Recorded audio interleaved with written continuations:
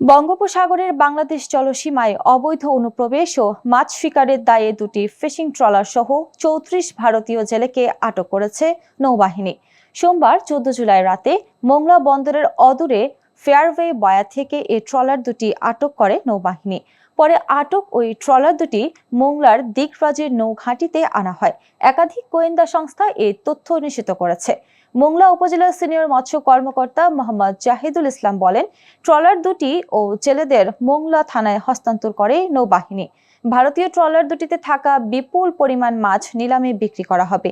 এদিকে এই ঘটনায় সমুদ্র সীমা লঙ্ঘন আইন ও বেআইনিভাবে মাছ শিকারের দায়ে ভারতীয় জেলেদের বিরুদ্ধে মোংলা থানায় মামলা দায়ের করা হবে। মোংলা থানার ভারপ্রাপ্ত কর্মকর্তা মোহাম্মদ আনিসুর রহমান বলেন, ভারতীয় ট্রলার ও জেলেদের আটকের খবর পেয়েছে। থানায় হস্তান্তর করার পর বিস্তারিত জানানো হবে।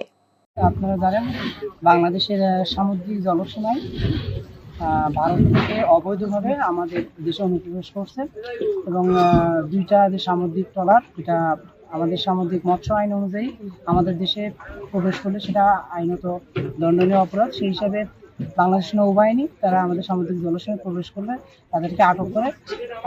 প্রায় 4টা বা 4:30টার দিকে আমাদের নেভির যে বেস, এই বেজে আসে এই বোটগুলো।